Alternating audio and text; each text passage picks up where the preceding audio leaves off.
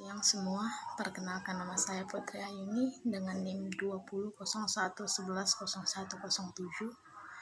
Video kali ini bertujuan untuk melengkapi UTS dengan mata kuliah Etika Administrasi Publik dengan dosen pengampu Bapak Zulkarnain SOS MSI.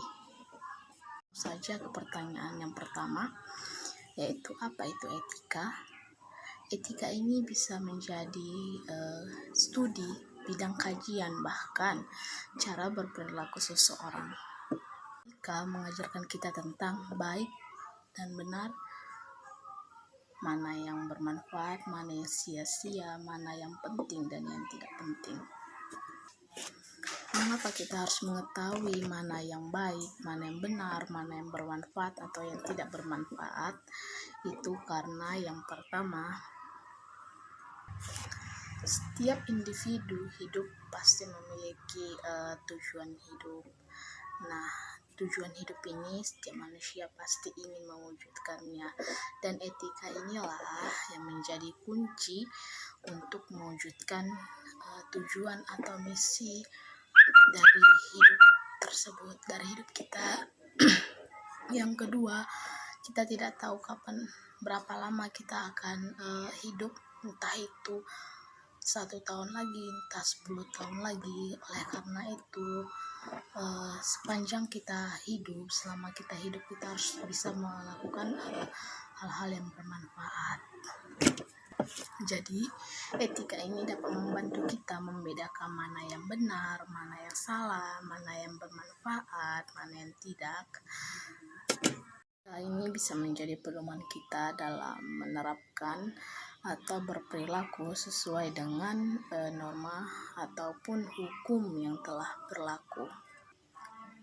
Etika juga menunjukkan bagaimana derajat hidup seseorang ataupun sekelompok individu. Tinggi rendahnya kedudukan suatu individu dapat ditentukan dengan nilai etikanya seseorang tersebut. Etika tidak mempersoalkan tentang bagaimana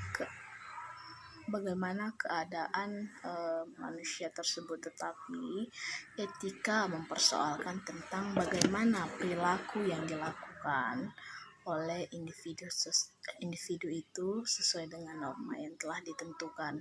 Yang kedua, kenapa etika penting dalam kehidupan manusia? Etika sangat penting dalam kehidupan sehari-hari, karena dengan adanya etika, maka seseorang dapat mengatur bagaimana dia dapat bersosialisasi, dia dapat bergaul dengan sesamanya.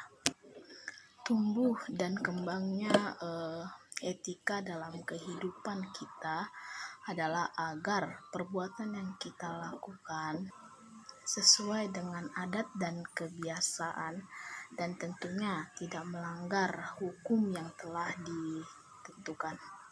Dengan begitu, kita dapat menjalani hidup dengan aman dan tentram. Ketiga, mengapa kebanyakan etika penyelenggara negara di Indonesia sering menjadi sorotan masyarakat? Nah, kita lihat bahwa penyelenggara negara ini dianggap masyarakat seperti artis-artis terkenal, seperti public figure yang akan menjadikan mereka itu contoh dalam berperilaku, dalam mengambil suatu tindakan. Maka tentunya sebagai public figure, setiap kegiatan yang dilakukan oleh penyelenggara negara ini dapat selalu diikuti oleh masyarakat. Penyelenggara negara yang kurang mempunyai akuntabilitas dalam hal melakukan pekerjaan atau tugas, wewenang, serta tanggung jawab, inilah yang menjadi sorotan masyarakat itu kepada penyelenggara negara. Sorotan ini lebih kepada bagaimana tugas mereka dilakukan, praktek mereka, apakah praktek mereka itu praktek yang menyimpang atau dalam ilmu administrasi negara sering disebut dengan maladministration, dari etika administrasi publik dalam menjalankan tugasnya serta tanggung jawabnya. Contoh dari maladministration ini yaitu berupa korupsi, kolusi, nepotisme, atau sering disebut dengan singkatan KKN.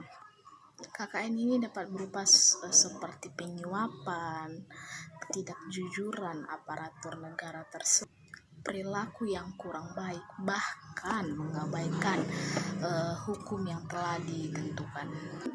Dari sini kita dapat melihat bahwa etika berperan penting dalam suatu organisasi,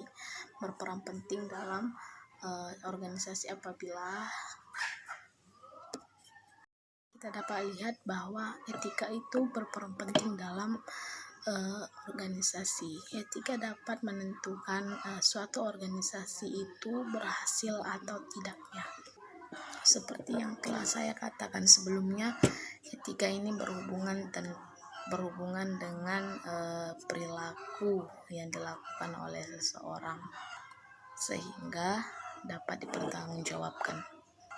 Apabila penyelenggara negara ini memiliki etika yang rendah, maka itu dapat menjadi bumerang tersendiri bagi mereka. Kenapa? Karena dengan begitu masyarakat langsung menjudge, oh ini gini ya, public figure itu gini ya, nggak bisa menunjukkan bagaimana etika yang baik, dan itu dapat menyebabkan kepercayaan masyarakat kepada penyelenggara negara tersebut itu hilang. Yang keempat, bagaimana strategi menegakkan etika penyelenggara negara agar sesuai dengan kode etik yang berlaku? Menurut saya, yaitu dengan cara membendung perilaku itu sendiri, serta diperlukan pola pikir dan cara pandang yang profesional dan kesadaran untuk melakukan atau berubah menuju pengembangan praktik governance yang baik yang dilandasi dengan kesadaran akan nilai-nilai norma dan etika birokrasi yang berorientasi pada kepentingan publik. Demikian jawaban dari saya.